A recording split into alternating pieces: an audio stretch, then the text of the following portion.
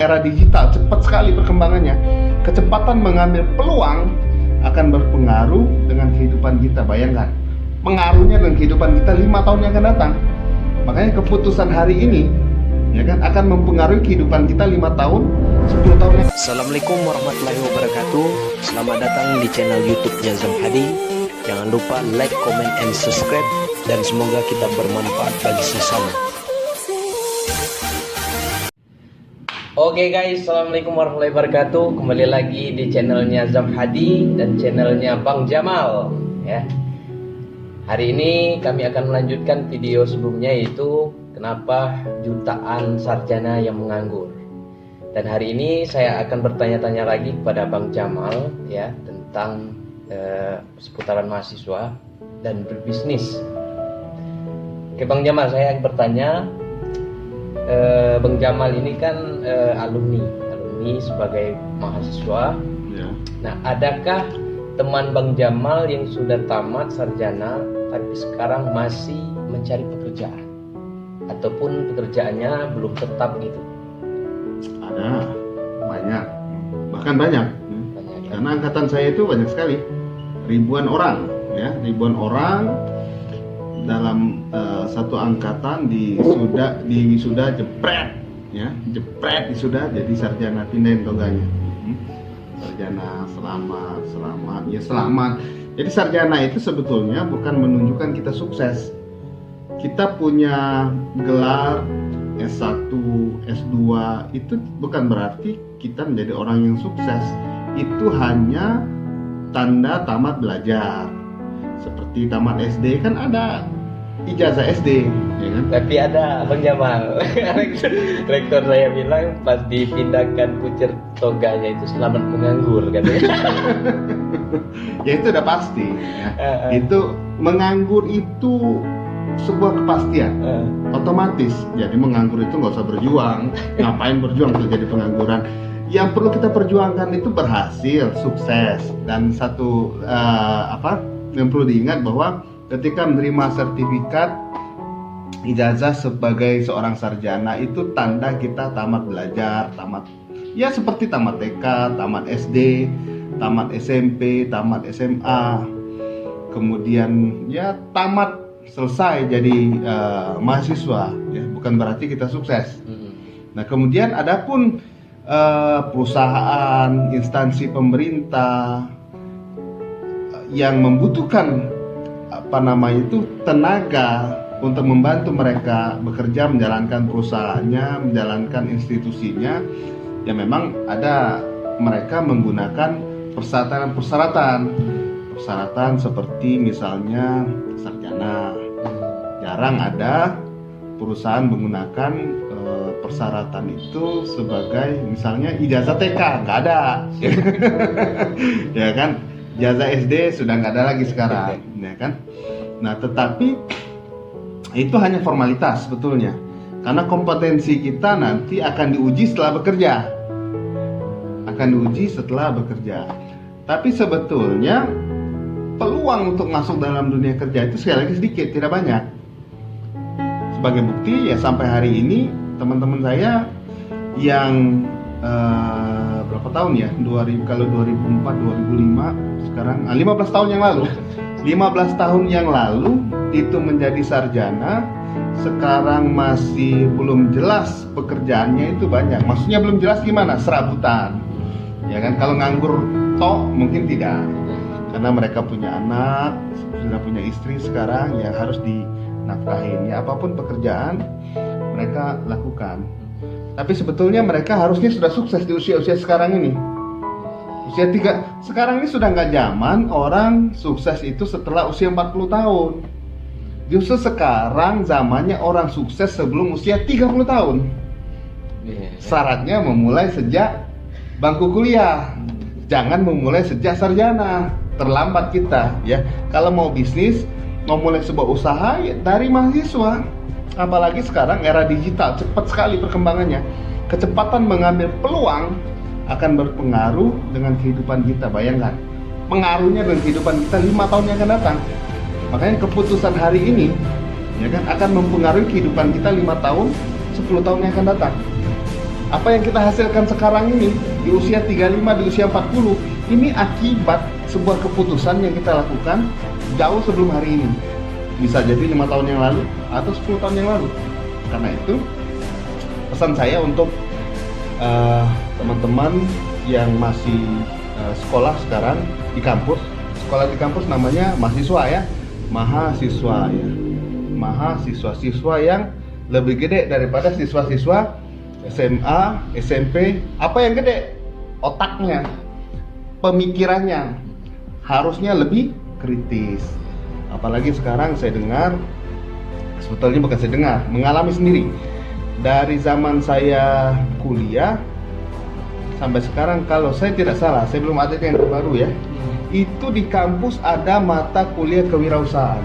Pernah ngalamin nggak? Ya, saya pernah. Jurusan apa dulu? Jurusan prodi PAI. Prodi itu apa? Pendidikan kan? Nah, pendidikan akan jadi guru, tapi dapat mata kuliah kewirausahaan. Dan ini sebuah program, seharusnya kita mikir, masa saya mau jadi guru dapat mata kuliah kewirausahaan? Kenapa? Ada apa ini? Nah, sebetulnya program pemerintah.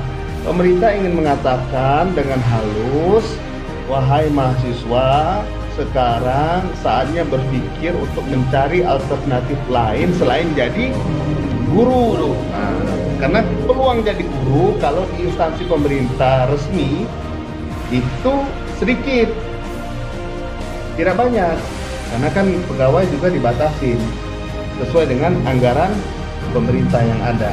Kalau anggaran ada dia buka, anggaran nggak ada ya dia tutup. Gitu. Kan begitu sekarang.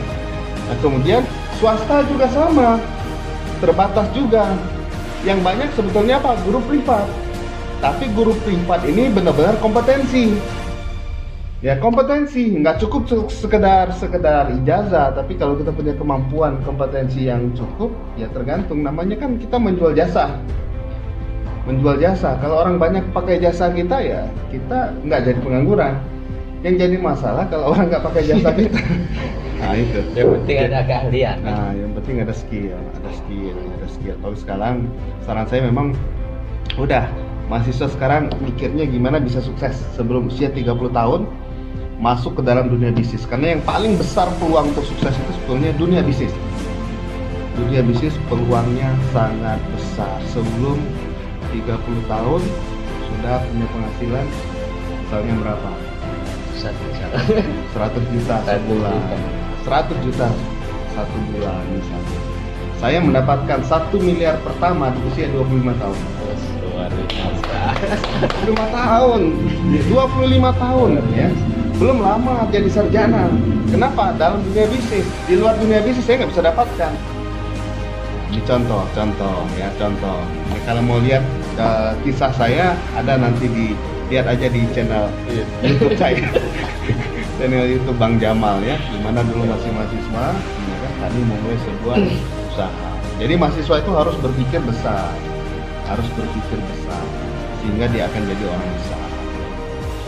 Masuk ke dalam dunia bisnis, peluangnya akan sangat besar. Terus Bang Jamal, saya bertanya, banyak mahasiswa ini bertanya, saya pengen berbisnis, cuman saya takut nanti kita berbisnis, ya saya chill katanya. Terus juga kuliah nggak selesai, gimana tuh Bang Jamal? Nah itu kan hanya ketakutan. Ya kan? Nggak selesai sekarang nggak apa-apa, selesaikan nanti. Yang penting kan sukses. Selesai juga nggak sukses ngapain? Kalau bisa ya kan kita sukses dan kita selesai kuliah itu yang bagus. Tapi kalau harus memilih salah satu, pilihlah yang menjamin masa depan. Karena kuliah itu untuk lulus sebetulnya gampang. Gimana caranya? Biar dapat nilai bagus. Kerjakan tugas. Bikin makalah dari dosen, bikin. Masuk kelas. Rajin, jangan bolos-bolos. Itu udah pasti lulus jadi sarjana. Tapi apakah menjamin masa depan kita?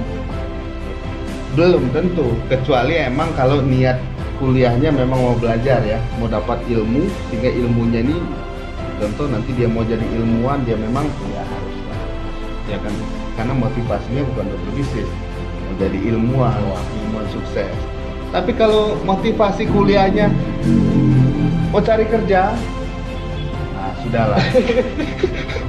Ya kan? Itu sudah salah motivasi, ya kan? Kalau mau jadi ilmuwan tadi, memang kita acungin jempol lah. Kita perlu ilmuwan memang, ya kan? Punya harta nggak punya ilmu, kita kerepotan nanti, kerepotan. Tapi punya ilmu, ya kan? Nggak punya harta sekarang nggak apa-apa, nanti harta akan datang dengan sendirinya. Tapi kalau niatnya tadi mau cari kerja, saya sarankan udah bisnis saja sekarang, ya. Ya, kuliah itu untuk tambah-tambah pengetahuan, wawasan, tapi jangan sekali-sekali berpikir menggunakan ijazah itu untuk mencari pekerjaan. Nah, itu kita terlalu mempertaruhkan masa depan untuk peluang yang kecil. Karena peluang yang besar sekarang terbuka lebar. Sejak semester 1 langsung terbuka lebar untuk menjadi bisnismen. Ya. Bayangkan, semester 1 Anda mulai bisnis, sarjana punya penghasilan 50 juta. Punya penghasilan 100 juta satu bulan. Apa nggak ngeri? Luar biasa itu. Senang orang tua, anaknya sukses. Bukan hanya sarjana, tetapi sukses jadi orang hebat. Itu yang diinginkan orang tua. Nah ini Bang Jamal, apakah di kampus itu termasuk pasar yang luas untuk masuk seperti itu, berbisnis? Jangan seperti katak di dalam tempurung. Pasar kita ini, Indonesia ini 265 juta. Dari handphone aja bisa menjangkau seluruh Indonesia. Mikirnya ke sana, jangan sekedar di kampus. Di kampus ini tempat kita bersosialisasi dalam dunia nyata. Tetapi orang bersosialisasi dalam dunia maya jumlahnya jauh lebih besar. Pilih nyata atau maya? Dua-duanya. Nyata kita bergaul, dunia maya kita bergaul. Buat yang maya menjadi nyata. Apa lagi? Nah gini, yang terakhir ini Bang Jamal, bagaimana kita sebagai sekarang masih mahasiswa ingin memutuskan berbisnis dan yakin bahwa kita bisa berbisnis ketika masih mahasiswa? Ya pertama, Anda harus yakin kalau Anda terlahir untuk sukses. Yang jadi masalah Anda gak yakin kalau Anda lahir sebagai orang sukses. Itu masalah, ya? Jadi sugesti diri, keyakinan diri itu perlu ada bahwa kita ini terlahir untuk jadi juara, bukan terlahir untuk jadi orang gagal. Meskipun mungkin kita dari keluarga yang kurang beruntung, tapi tidak ada masalah. Kita mau lahir dari keluarga yang mana itu bukan persoalan, karena kita tidak pernah bisa memilih untuk lahir dari perut ibu yang mana. Itu kita tidak bisa pilih. Kita lahir dari anak konglomerat atau kolong melarat, kita nggak bisa.